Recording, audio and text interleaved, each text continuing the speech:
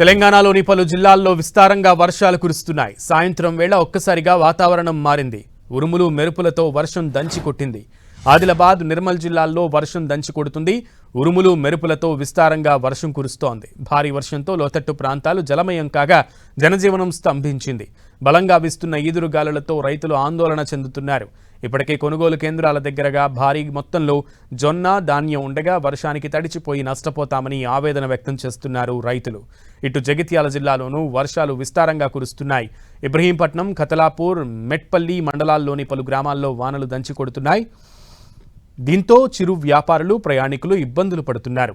ఈ విధంగా తెలంగాణ రాష్ట్రంలో మరో 4 రోజుల పాటు విభిన్న వాతావరణ పరిస్థితులు నెలకొనున్నాయి. ఉత్తర తెలంగాణలోని 3 జిల్లాలు మినహా మిగతా అన్ని ప్రాంతాల్లో సాధారణ ఉష్ణోగ్రతలు నమోదవుతున్నాయని అధికారులు వెల్లడించారు.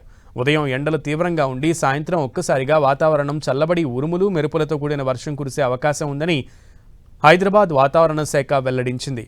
కామారెడ్డి, ఆసిఫాబాద్, మెదక్, నిర్మల్, నిజామాబాద్, సూర్యాపేట జిల్లాలకు ఆరెంజ్ అలర్ట్ జారీ చేసింది. ఈ జిల్లాల్లో మోస్తరు నుంచి ఉరుములు మెరుపులతో కూడిన వర్షాలు కురిసే అవకాశం ఉందని తెలిపింది హైదరాబాద్ వాతావరణ శాఖ.